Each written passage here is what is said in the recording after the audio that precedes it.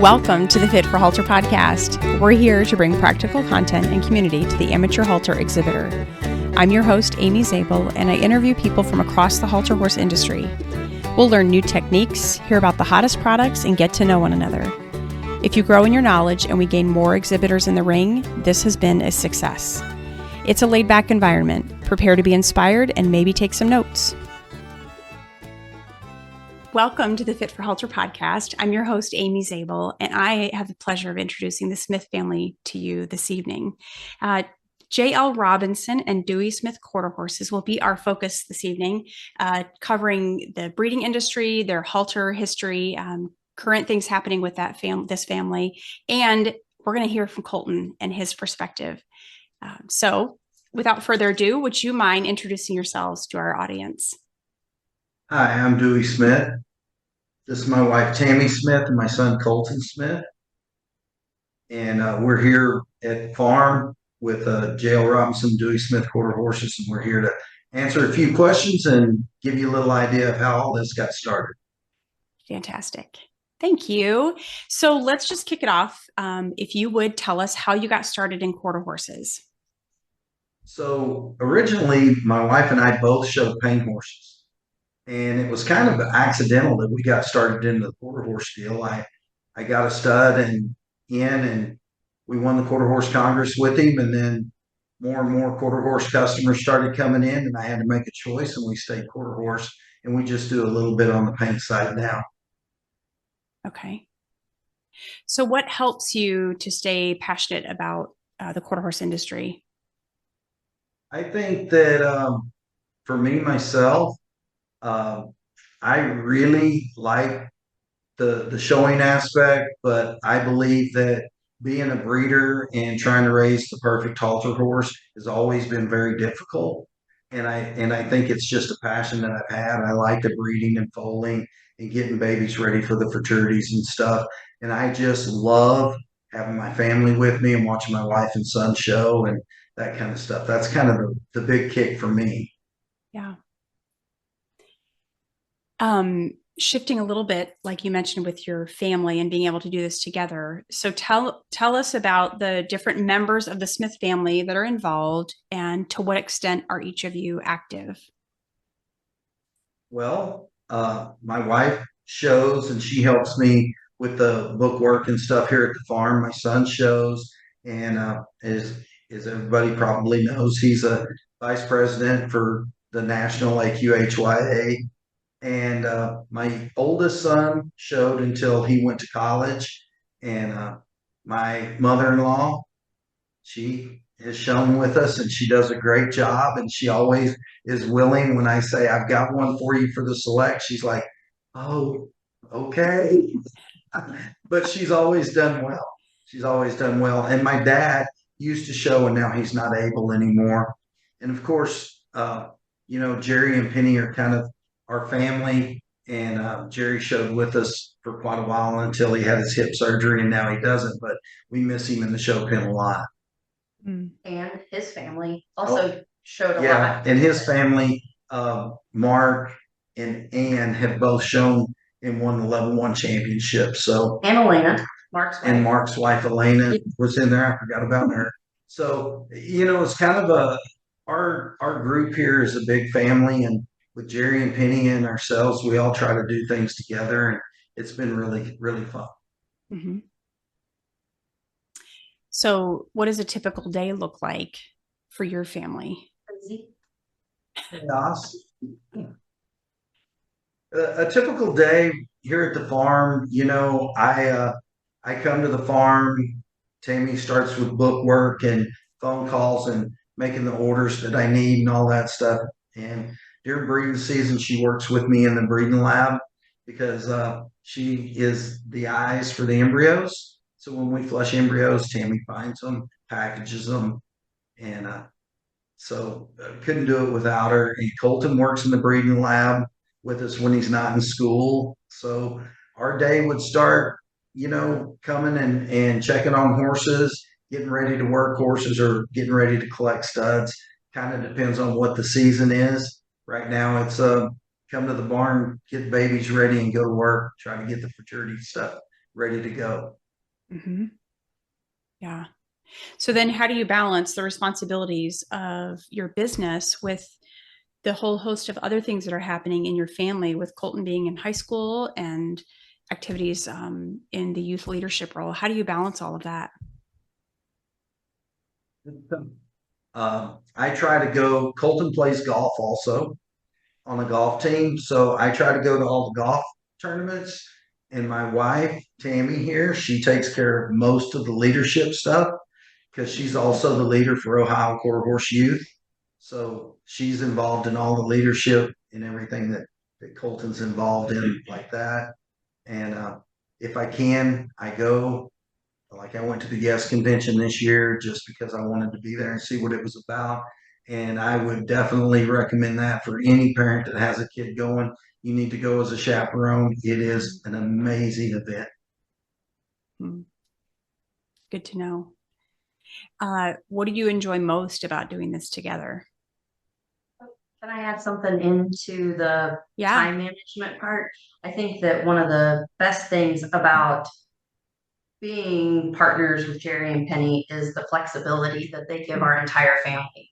That like I don't want to say come and go as we want, but that's pretty much kind of how it is. I mean, as Jerry's thing is always, you guys know what needs to get done, and it's always done. So, like Dewey said, like going to Yes or going to watch Colton play golf or anything like that, it's just, we're so blessed that we have that flexibility, because otherwise, between the horses and having babies and breeding and showing and then trying to be involved with our son and the leadership stuff and then the Ohio responsibilities and all of that would never be possible if we were held to a straight schedule. We just feel so blessed that they trust us to know what we need to do and where we need to be, and trying to do it as much as we can. Right. Get everything done that we need to. Yeah. It's a lot. So then what's your favorite part of all that? For me, my favorite part is having my family with me and showing. I've been very, very blessed to win quite a bit, but that means nothing compared to watching them show and win. That's the best part. If I can make one of them the world champion or win the Congress, that's better than me doing it. When you say your family, but I think that extends to your barn family. Yeah, our barn family, customers. Way bigger than right here. Yes. Our customers and stuff, we have a little plaque on the wall here when you walk into our barn. And it says, some people want it to happen. Some wish it would happen. Others make it happen. And that's our deal. We want to make it happen for every one of our customers to go be the winner if we can. That's awesome. I think watching our customers and our stock that we've raised go and be successful, even it's so cool, like being able to watch the ones, even though you don't really have a part in the ones that you ship the semen and stuff like that to, there's still like that extended family of the barn family. So I think that's so much fun to go and watch that extension. Yeah, you have a hand in so much and so many of the details from the very beginning. So then you mentioned some of your achievements in halter. You've had success. Tell us about a handful of those that were either most exciting or maybe came with the hardest or biggest challenges, even some of your wins that have just been monumental or most memorable. Probably the hardest win was getting the world championship for my wife, because I got one for my dad, got one for my mother-in-law, I got one for both my sons, I got one for multiple customers. Countless customers. And we were always just right there, and we finally won it with the stud that we own. Who is it? She won it with him, and that was maybe the best win. One of the best wins, I should say. I would say that's one of them. No, it was like off the table. It was the biggest relief. It was a big relief. And the other one that comes to mind for me is when Jerry Robinson bought the PF Primo horse. Tammi and I actually flushed the embryo and raised him, and I had shown him at Prince Farm before we came here, and I'd shown him to multiple world championships and grands at the Congress. And Jerry bought the horse when we were here. We brought him here, and Jerry had never won the Congress. He had been at the Congress 50 years. 50 years. We were at the 50-year anniversary, and he had never won the quarter horse Congress yet. So he came to you and he said, how stupid would it be if I wanted to show the horse? I said, you own him, don't you? He said, yes. I said, then let's show him. Don't worry about it. He said, what if he gets beat? I said, they all get beat. At some point, they can all get beat. So Jerry winning the quarter horse Congress and being grand was and going on to be world champion. Yeah, the same year. Anyone in the world with him in the same year. That is something that really touches me every time. Definitely special. Every time. That one between my wife and Jerry's deal, those are amazing. Your chopped liver. Yeah. I knew Colton had the talent, and we would make sure he had the horses and he'd get it done. I knew that. And he has a long time. And he's got a long time, but the deal with Jerry and getting it done on the 50th anniversary was just real heartwarming, I guess is what I would say. It was great. Yeah. It was great. And I'd have to say the Primo horse was the pinnacle of horses to show. I actually won the world. Impacted our career, but your career the most. Yeah, I won the world with him. He won the world 8 times total, and he was grand at the Congress 5 times. So he's a great individual, and we lost him, but I mean, he's got babies, and we're still showing and going on. So it's good. It's good. He's definitely the biggest part of our life. Such good stories. Thank you for sharing those. In your opinion, what trends or trend has had the most positive impact on the industry? The biggest trend that breeders really strive for is square, structurally correct, good-legged horses. And I think that can be difficult at times. But to get, when WCHA came out with the drawing of what the perfect halter horse was supposed to be, and they spent the time and the effort, and I don't remember the exact time frame, but it was almost 2 years to be able to get the horse put together the way everybody that agreed. And I'm talking about great horsemen got together and collaborated on that. So that picture hangs on our wall. And we would love to strive to raise that every year, every time. That's what we try to do. And I think that's a positive impact. And I think it's hard to do. I think breeders struggle with that. But square, structurally correct, and good-legged horses can go do a lot of other things. I think good-minded too. I think in the last maybe 5 to 10 years, probably, I'll say that I really see the trend of, like, if somebody knows that this bloodline might tend for a little bit harder to deal with individuals, it seems like they try to maybe not just completely go off of it, but like they try to offset that. And I really feel like that's a real positive thing. Yes. for us amateurs, especially. Mm-hmm. Yes, most definitely the amateur and youth to be able to provide a horse. Mm-hmm. And our select group is pretty big, and some of those have a little more age on them than what we normally dealt with. So we've got to have those horses really broke for them. And I think less age in the horse and more age in the exhibitor. Yeah. So you've got to balance that. Definitely. And I think that with the level-minded and the sound body comes with that you see a lot of horses. I don't know, maybe I'm not supposed to go on this direction, but being ridden, the ones that don't make that superstar, that they're finding them new jobs. Absolutely. And that's really exciting because we also both came from the riding background as kids. Right. So then it's super fun to share with Colton our passion for riding them, but we don't have to go out and buy riding horses. We've got them in the pasture. Yeah. That we've raised that might not be that top 3 at the world show, but they're still super good minded and great structure. And are they going to lay down that front leg for the pleasure class? No, but they're going to be fun to show. Definitely.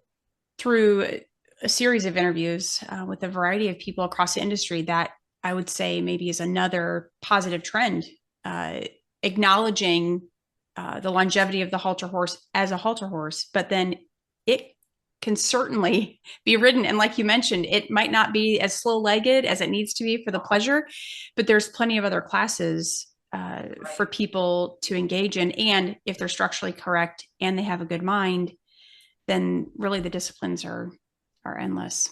Right. Yeah. That's correct. It's good. Good. So shifting a little bit to your breeding program, you've mentioned PF Primo and one of your other stallions. Who is it? Was the one you showed to a world. Okay. So let's talk about your breeding program. Can you walk us through what stallions you stand, and then what are a few characteristics of each one? So when the PF Primo horse passed away, took a couple of months, and Jerry called me. We were actually in Florida. He called me. It was pretty late at night, and he said, "We need to replace him. Find a horse." And I said, "It's kind of a no-brainer." I said, "But the horse just sold." And he said, "What horse is that?" And I said, "FG Born Legacy."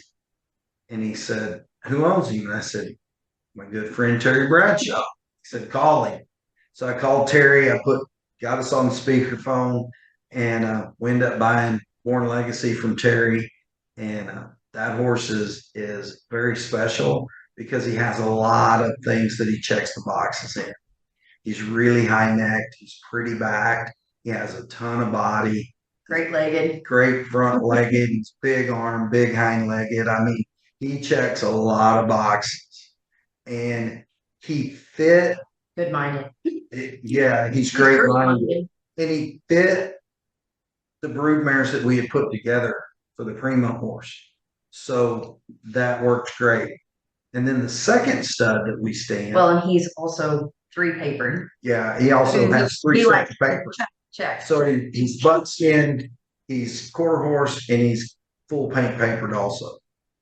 So obviously, when we get into the futurity stuff, double registered babies or triple registered babies are worth a lot. Mm-hmm. So the second stud that we stand, my wife here was with Jerry and Penny and I, and we were at Fossil Gate, and we were buying mares. And she goes down the stud deal, and I go, "What are you doing?" And she goes, "I'm going down here. You don't remember this horse." And I'm like, "What?" She goes, "I'm just looking at the boys. I'm looking at the boys, but I don't know that you remember this horse." And I go, "What horse are we talking about?" And I walked down there and looked at him, and she had stepped in the stall with him, and he was kind of standing there square and picked his head up and looked out. And I was like, "Oh, I remember him. We tried to buy him for a customer as a baby." And she goes, "Yeah." So, and I'm like, "You remember who his mom is?" Da da da da da. And he's like, "You're muddying the water. We're buying brood mares. The stud stall. Come on." So his mother actually is MH Supremo, daughter Sacred Supreme. So we knew a lot about that bloodline. We knew how great that mare was and everything. So we're in there. Jerry and I are doing our deal on the mares. We get in the car and we're leaving. And Penny says, "Good language, good language." Penny says, "You guys might not be the smartest 2 on the block." That's not exactly what she said. To censor that. And you go, "What?" And she goes, "That stud back there, we need. Turn around." So we went back and we bought him. And then he was reserve world champion. We did a show lease on him, and Tammi showed him because Jerry couldn't show. So she was reserve world champion with him. I was reserve world champion. We both won the Congress with him and stuff. And his first baby was a filly that my son over there showed. Her name's Linda's Final Legacy, after Linda Gordon. Mm-hmm. And he was world champion with her as a yearling. So I think it was a great purchase. Sounds like it. What won the Congress with him? Yeah. Looks like Dreamy. Oh, I didn't know. Yeah. Oh, and then who is it? Is our third stud that we stand right now? Yeah. But we already mentioned him. So who is it? Who is it? Not chopped liver. My wife. My wife saw him as a baby, and I bought him for her as a present. Gave her to her at the Congress. From our friend Jason. From our friend Jason Smith. I believe he's done a podcast with you. He has. And so I bought him from Jason. We gave him to Tammi, and she won the amateur and the open yearlings with him, or babies with him, and the baby futurity with him. So she had 4 wins with him that year. He's actually won the Congress 7 times. Yeah. And he's a world champion, 2-time world champion, 3-time reserve world champion, and he's in. For all of those viewers that are looking for that in stud, there he is. Yeah. Wow. Quite a lineup. The worst thing that ever happened was that he said that it was a relief for him for me to win the world. But the worst thing was that I won the world with him, because then I'm like, okay, so now next year, and he's like, no, you're done with him. And I'm like, what? He goes, you won the world. What else are you going to do? And I'm like, well, that stinks. I like showing that one. I've got one little tidbit to throw in there about that Who Is It horse. So there's 2 studs here in the barn. They actually showed in the same class at the World Show. FG Born Legacy, while Linda owned him with Buddy, and I showed Who Is It. We tied to win the world. And Buddy won the tiebreaker, and I was reserve. So I'm okay with that. They're both right here. We're good. That's fantastic. Yeah. I love it. That's pretty cool. So tell us a little bit about a day in the life of one of your stallions. What does the maintenance for each of the stallions include? Well, pampered. They're pretty. Why? Our studs, they work really hard part of the year. And then they don't have to do a whole lot. But you try to do as much with them as you can. But when we get out of breeding season, we put them in the mare motel stall, and they actually live in a stall that is 14 by 24. So they've got a huge stall, and they get to see by the end of their barn, the end, so that they can look out and see the mares and stuff like that. And they actually love it. And they're so quiet. You can go down there and grab one of them and lead them up. And most of the people don't even realize it's the studs, Well, when we first decided to put them down there, it was like, I don't know, because they were going to see a lot of action going on, and we didn't want them to get hurt or anything like that. But they just are so comfortable down there. But I mean, I think your stud's favorite things are getting pony. Yeah. And having baths. And Primo's favorite thing was working on the aqua track. That horse was nuts about it. He loved it. He loved to get on the aqua track. But most of our horses, we want to pony those studs. We want to treat them like horses and not like some spectacle thing. We treat them like horses, so we pony them, and they come in and they get a bath, and they get just taken care of. But Legacy, he's so funny. You'll go out and pony him, and he's all fired up, ready to go.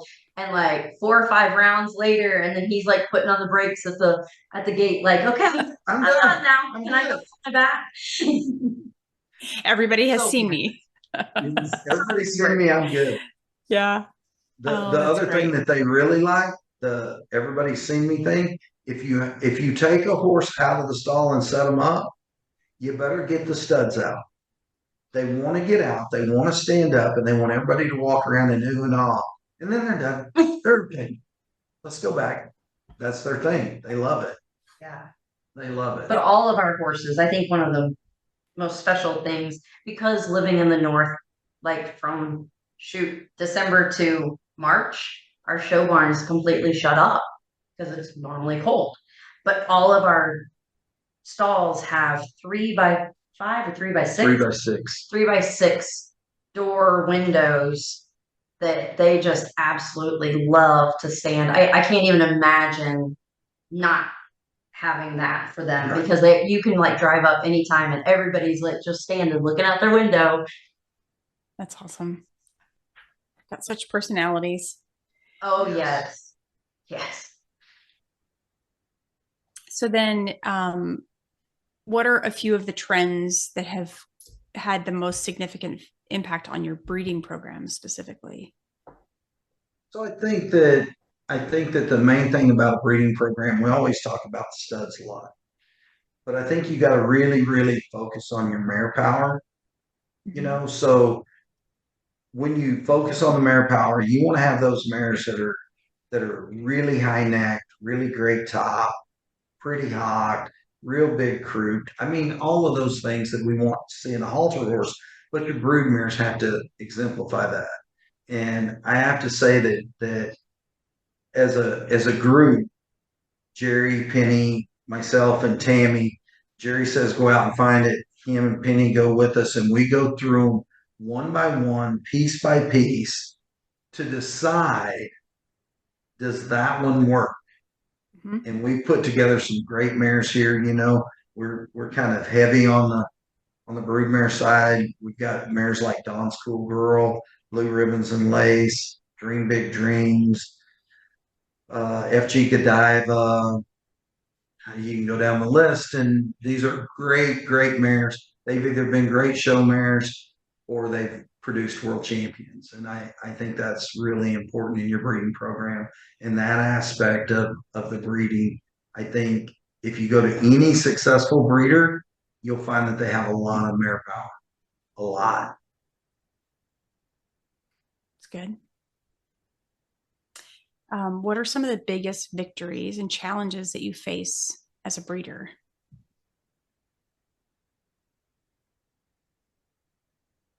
Probably, I think some of the biggest challenges could be in the ship semen, because you're depending on FedEx and UPS to get it there.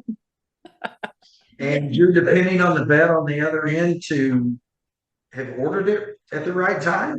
Yeah. And so I would say those are some of the biggest challenges that we face. Unknowns. Yeah, the unknown that you know. You can only control so much of it. And then like if you go to FedEx or if you go to the airport, like boom, it's out of your hands and it's gone. And then you have to answer to the customer, where is it? Yeah. Well, you have the tracking number also. I can't help you with that. I can't make it show up. But I think that's the biggest challenge for, I would say, any breeder. I think that's across the board. I think that's for ship semen. I think that's for the embryos. I think timing is your biggest challenge, whether it be shipping or your mares or your.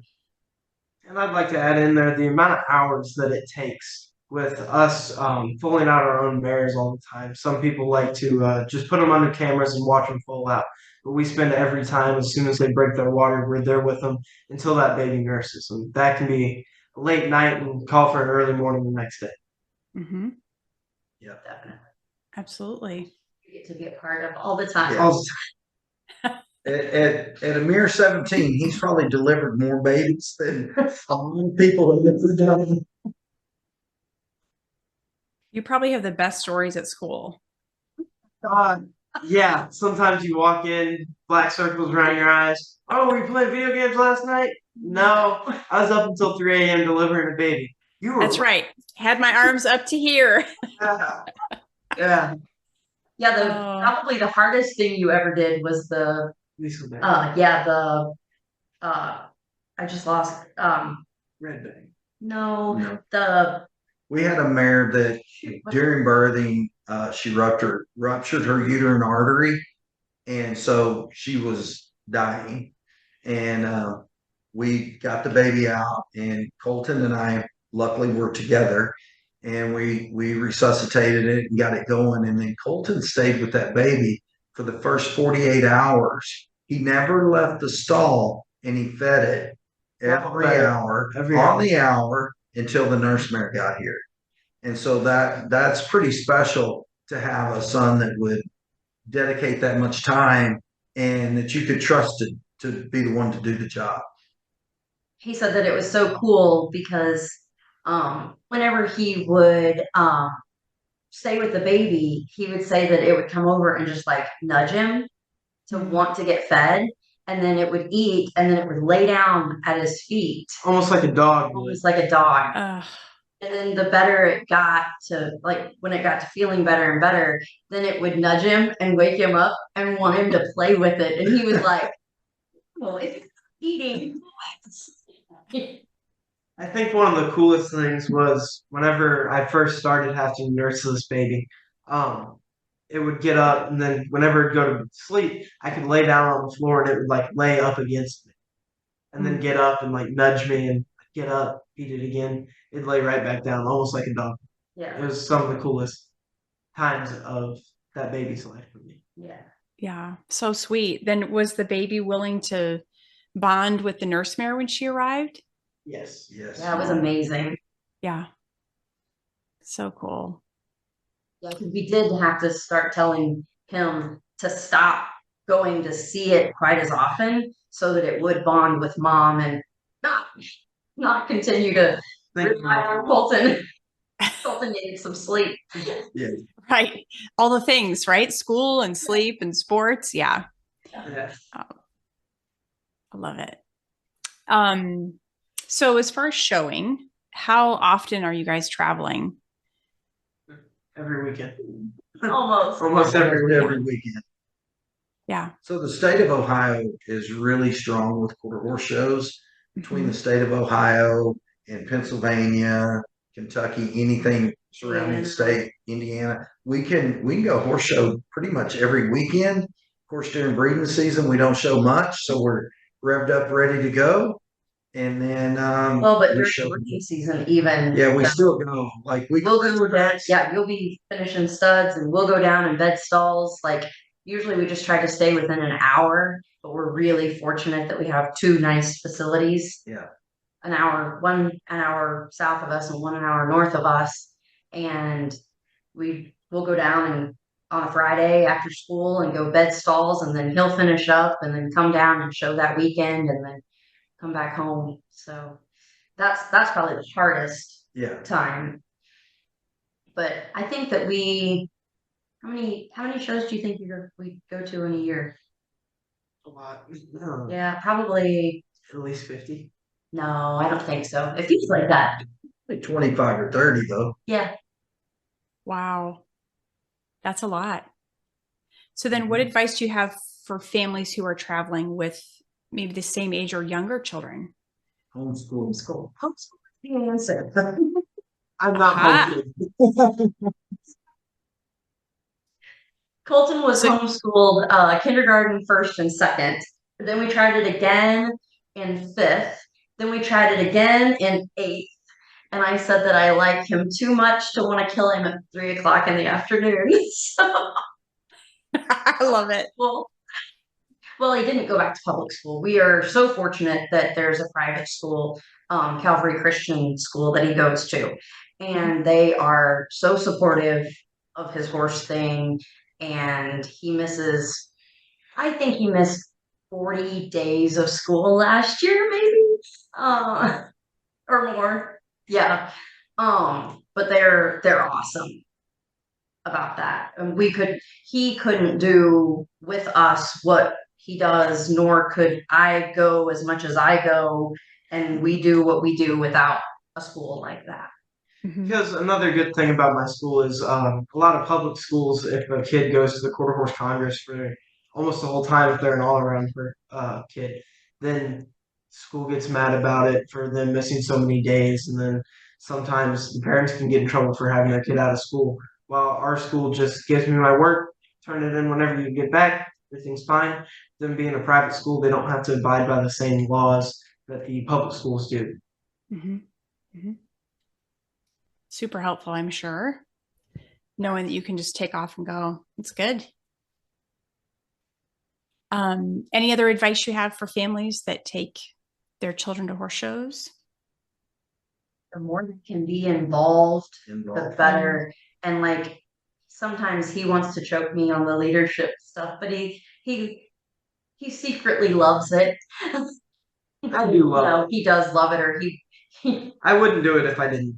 Yeah. The teams that I have from being the president of Ohio Quarter Horse Youth Association, I love my EC team there and my EC team at AQHYA as well. You guys are so close. I mean, yeah, you guys, we're our own little families too. Yeah, they're the bonds that they build. And from being the youth advisor, I would definitely recommend all parents try to take your children to the meetings, even though they don't want to go.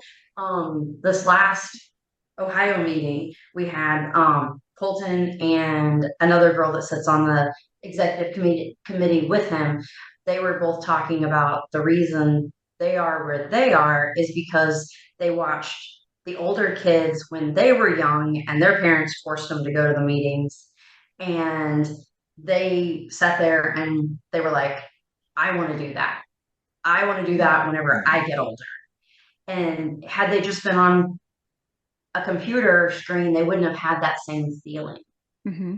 That interaction and involvement and that kind of stuff. So I think the more that the kids can get involved, and I guess I'll probably get on the soapbox on this because I'm very passionate about it. But I think that even if the kids don't necessarily want to do the horse thing, but want to be involved because their parents either are trainers or maybe their parents like to show, but it's not their thing or whatever. There's just so many opportunities out there for the kids that until I kind of got into the leadership stuff and I sat on the youth committee, is that right? The youth activities committee for AQHA. And like the young horse development and the racing experience, and like Colton picked up the reins and helped with the boots and jeans this year at the AQHA or AQHYA World Show, and a friend of ours did the speech contest. And there's just so many things that the kids can get involved in. There's an art contest there that, I mean, I think if you go and you see it, you know about it, but I think a lot of kids don't have any idea that they don't have to have a horse to get involved in this. And the leadership part of it is huge. And like the lobbying when they go to DC, and they don't even ever have to set foot in an arena and have a huge impact in the industry. So I think there's so many opportunities out there that I was unaware. I grew up in the horse industry since I was 9. I never knew about half of what it was until probably the last 5 years. That's great. The biggest thing is just if you have youth kids that are interested at all, have them reach out to somebody and let them know the things that are out there. Call Colton.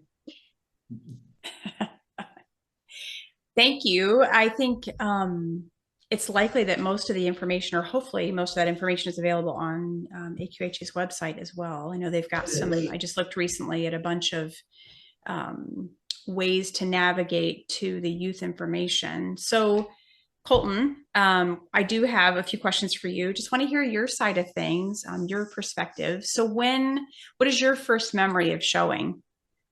So my first ever memory of showing was whenever I was really little. I showed the lead line on one of our old pony horses in Florida. And that's kind of whenever I first fell in love with the showing. And then a little later on, I took him into a performance halter class and showed him. And then whenever I was 8 years old, my dad finally got me my first real halter horse. His name was initially a cool kid. We called him Gray Boy. He was a Roan gelding. Now, to give an 8-year-old a 2-year-old gelding for his first horse might not have been the brightest move, but turned out to be great. He taught me all that I know about showing. And Dad did know what he was doing. He kind of knew what he was doing. Yeah. Mom was not very happy about that. No. I was with her whenever Dad's like, I found the perfect horse for Colton. What is it? 2-year-old gelding. No, he was a yearling. He's a yearling. That's yearling. That point. Yeah. He's a what? Oh yeah, let's buy our little kid a young horse. That sounds like real responsible decision. But it was great. I got reserved with him at the Quarter Horse Congress and at the World Show. It was just so much fun. And you won the nation. And I won the nation with him. I almost won Rookie of the Year with him. I almost put was 300 or 400 points on him. Yeah, he was. So you were 9. I was 9. No, you were 8 the first year that you showed him because you weren't old enough to show at the World Show. And so we're sitting at dinner one night, and Colton's like, and we're like, so what kind of goals do you have with Gray Boy this year? And he was like, I'm gonna get 300 points. And we're like, okay. Thinking, kid, you have no idea how many points that is. Unfortunately, we misadded. Jukes of my mom's miscalculated math. She goes, I think that's right. That's exactly right. I ended up with 299.5 points on that. In a year. And there was you also won the honor roll. I did win the honor roll. Okay. And since then, it has always been my goal with one of my horses to win the honor roll. Yeah. Well, each year. You mean like each year. Because he tries to kill his parents every year. He's like, oh, by the way, can we go ahead and run that one? Like, oh, here we go, baby. Why not? That's what we do, right? That's right. So you got to keep him entertained. Yeah. That's what he's trying to do, entertain you. Okay. I love it. Top security. That's true. That's true. Yeah. So what's your favorite part of being an exhibitor? The friendships and connections you make along the way. I'm pretty good friends with one of Tom Robertson's nephews, Jamie Kearns. We both show an aged mare, and every time we're in the pen, if we're close enough, we'll actually talk to each other while we're showing. And then we always try to stay on the wall. We hang out outside of the show pen too, not just at shows. I've drove up to Michigan for a Christmas party with him. He's gone to the World Show with us before. We just have a lot of fun. And the business connections that you make. I met a lot of big names such as Terry Bradshaw. I got to meet him. He was actually who we got that first horse from. The judges you get to meet. I've gotten to get offered a scholarship to go judge horses at Northeastern Oklahoma University. So all the connections that you get to meet. That's fantastic. Getting you ready for your future. So then, do you show in any other disciplines than halter? I've shown the ranch riding twice, but I stick to the halter mostly. It's what I have a passion for. And what else do you do? There's a gray mare out there that I own that does something. I rope on the side just for fun. Nice. Wow. You just have a lot on your plate. A whole lot. Yeah. Making me busy. So then what drew you to getting involved? You had mentioned your leadership role with AQHYA. So tell us a little bit about the role specifically, and then how did you get involved in that? So my role is as the second vice president of the American Quarter Horse Youth Association. So I sit on the executive committee board, and it's my job to make sure that all of our directors and officers are doing their part, reaching out to the people that they need to, making sure that we have everything turned in on time, and also doing outreach of my own. I'm the head of the outreach committee there, and I always go to the Equine Fair. It's a 3-day event that's held in Columbus, Ohio, where over 10,000 people come through in 3 days. 100,000. 100,000. Sorry. It's easier for me to not be nervous if I say 10, but 100,000. We set up a booth there for AQHYA and the farm. And last year, they were a little busy, so I got to run the booth on my own. It was a lot of fun.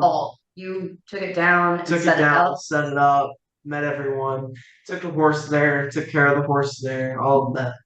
It was a lot of fun to get to meet all these new people, and we actually had 25 new members join there. That's one of the main things that I do is I push membership status for AQHYA and OQHA.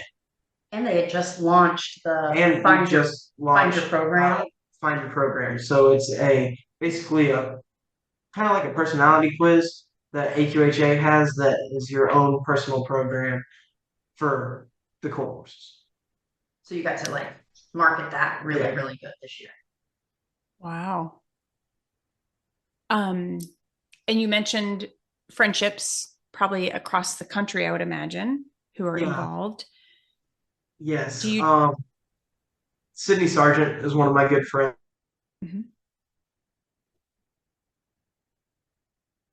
Kind of been helping me through with the vice president deal, and I'm going to be running for president next year. So she's going to help me get ready for all of that. Okay. Good to know. A little future tip there. Yeah. So I can imagine people from different generations approach the horse industry differently. So what have you learned from older generations? Approach for the horse. That's what I've really learned. It seems like a lot of people nowadays view the horse as a tool, and if they're not able to get what they want out of it, sell it and find one that they can. People need to learn that the horse is an animal and that it needs to be taken care of. You can't put it through just hours of work without taking care of it and treating it right. A lot of horse trainers have taught me that it's very important to treat it as its own individual, give it the care that it deserves. Do you think that history's you talk about that a lot? And the history of the horse. Between all of the different breeding bloodlines that we have and everything, it's important to know where we came from to figure out where we're going. Sometimes he gets frustrated because at the horse show, at the youth world especially, a lot of his friends aged out last year. He's kind of at that age right now. And he came up to me and he was like, Mom, I just, I have friends that are here, but like, I'm friends with more adults than I am with kids. Is that weird? But it's not, because he's with us all the time. And it's so fun, like on his leadership stuff, to listen when he's not thinking about it, and all the things that come up that he's listening when he's around. The breeders, the 75-year breeders and the 50-year breeders and the trainers who have done it for years and years, or like past presidents of AQHA and all of those people that you've met along the way that really have influenced your thoughts and everything. It's really fun to watch. What a great experience to be a part of all that. So then how do you feel your generation views the future of the horse industry, maybe compared to older generations? What have you noticed is a little bit different? My generation, I've noticed, views this as a hobby and a sport, with the horse riding and all of that being in colleges now and being so prevalent in the colleges. They view it as a hobby and a sport, while the older generation views it as a livelihood and a business. You have so many more horse trainers that are getting up in age that don't really have that person to come behind them and take over their role, because these kids just want to show and have fun, and not a lot of kids want to be horse trainers now. We're kind of losing that touch, especially in the halter industry. With the halter industry being one of the breed standards, I think it's important that we have more kids and young adults wanting to push that and knowing how the bloodlines work and how important this is to the horse industry as a whole. But you don't really have that. A lot of people don't like the halter. They think it's boring. They don't get to ride a horse. But the halter is based on our industry standards. Back in the day, the halter horse was the horse that you could pick out that could be that all-around horse. I think we strayed from that a little bit to more extreme views on the horse. While your riding horses are so particular, like you're not going to take a pleasure horse into the hunt seat, or a hunt seat horse into the showmanship. We need more all-around horsemen, and we don't really have that. We just have kids that want to go play on the horse. Mm-hmm. Mm-hmm. It's great insight. Said. Yes. Great job. So, what do we do about that? If we're not bringing new young people into the industry as professionals, from your perspective, what do we do? One thing that we're working on with AQHYA is the Young Horse Development Program. That's going to be huge. Really, that's what's pushing kids to be horse trainers now. They're going through an interview process where they get hand selected by members at AQHYA to get a young horse from a ranching heritage background as a weanling. They have to raise it to a yearling and a 2-year-old.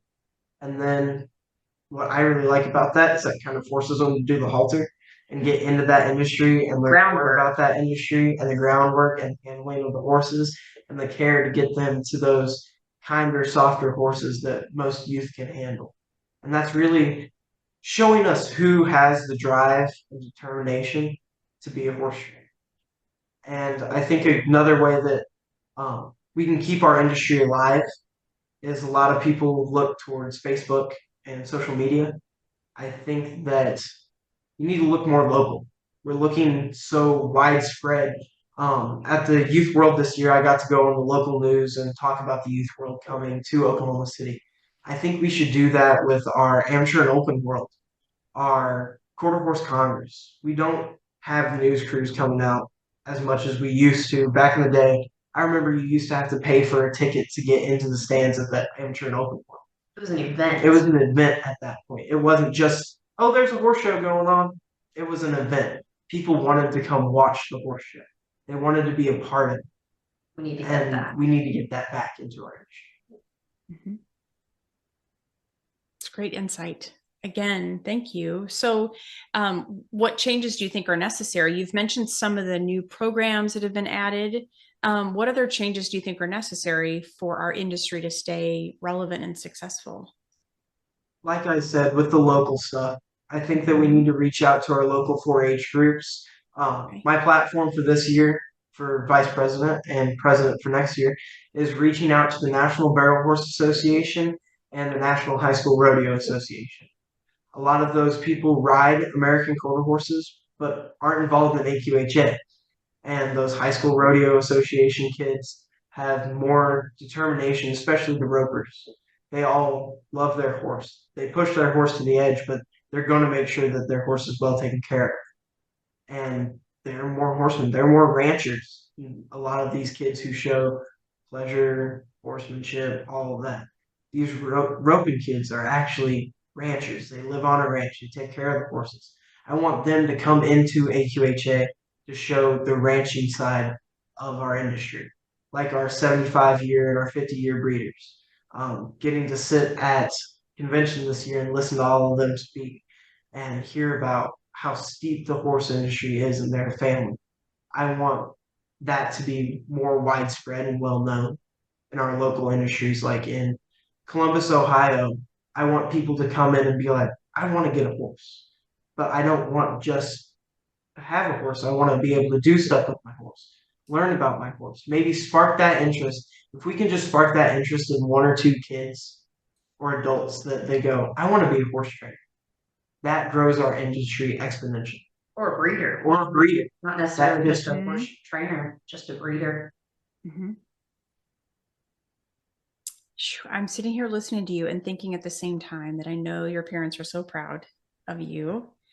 I am excited to see your trajectory. I hear a lot of collaboration as a priority, working together with folks who have the same passion and appreciation and respect for the horse, but maybe not engaged in the association. It's good. Thank you. I'd also like to say something. Yeah, go ahead. To our listeners, this year at the AQHA and AQHYA World Show, we will have the High Point Halter Exhibitor Award. So it's based on a 10-point scale, where if you win your class, you get 10 points. If you get 10th, you get 1 point. Based out of all of our amateur and our select and youth, each have their own belt buckle. I came up with this award last year. We tried it for the first time last year, and Josh Weekly and Dan Fox won it. And then Trace Tordiff won this year at the Youth World. And I'm excited to hopefully see some more people come in and bring more horses to try to win this award. But that's what I put into effect to try to grow our industry and bring more horses to the show. Because a lot of things that I hear are that they don't like the numbers in the halter. They're getting small. So let's put something that you have to bring more horses so that you can win this. That's the hope. That's the hope. That's fantastic.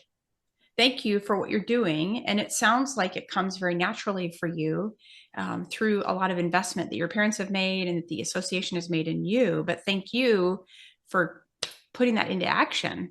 That's awesome. I can't wait to see where you go and what you do and how you use all of that education and training. Thanks for sharing. So in a conclusion of sorts, what do you guys do for fun when you're not showing? Trail ride. Nice. We love the horses. Take the pony horses and we go trail ride. Oh, that's awesome. Or you guys golf. Or we go golfing. Yeah. But we also love to go. Once a year we all go to Oklahoma to my mom and dad's lake house. And there's usually about 15 of us, 15 to 20 of us that spend about a week at mom and dad's lake house, and that's something we all always look forward to. Well, thank you for sharing kind of behind the curtain of the Smith family, all the breeding stories and the showing stories. And then Colton, I'm just excited to have heard from you and look forward to seeing how your career evolves in the quarter horses. So thank you. Thanks so much to all of you for taking time tonight. I do want to mention as well, Tammi, you've got your own enterprise happening with Logan Western Supply. So do you want to just give us a little bit of an update on that? Yeah. So Dewey and I, back in March, had an opportunity that kind of came out of nowhere. And Dewey was in the breeding room, and I went to him and I showed him an email that Stacy and Scott Ewing that owned Logan Western Supply, they were selling.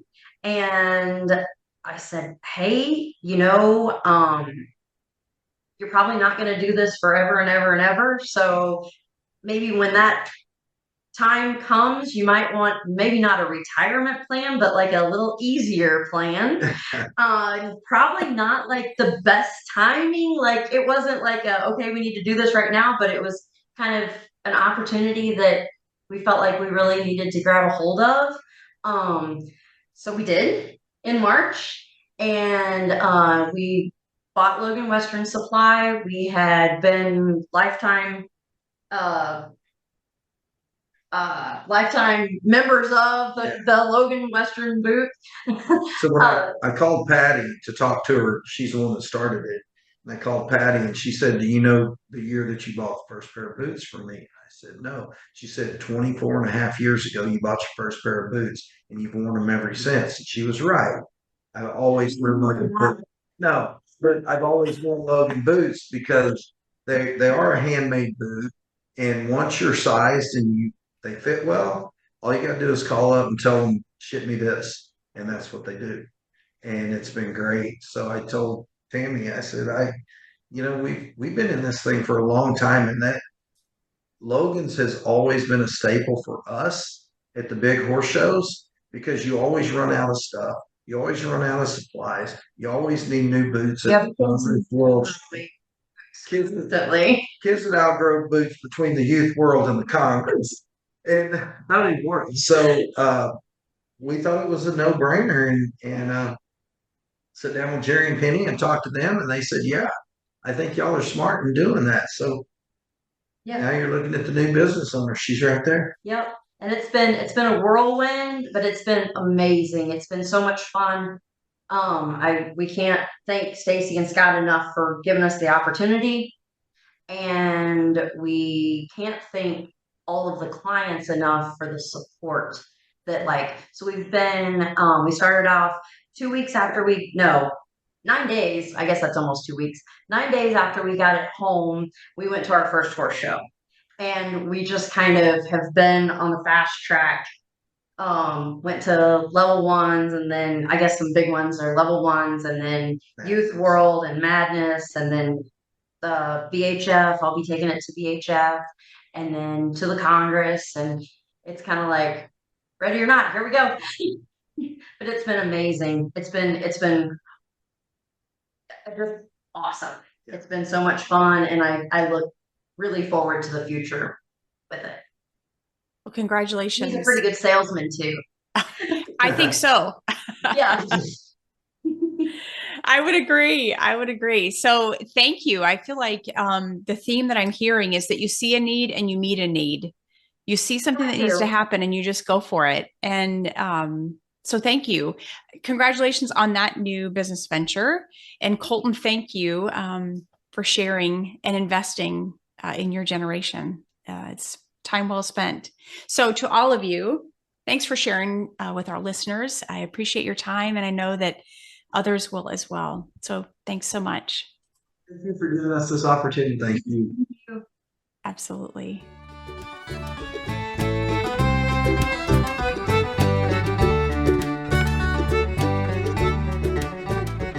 Hey, if you're an amateur or a professional willing to share your story or bring content that helps us with our halter horses, you can email me at fitforhalter@gmail.com.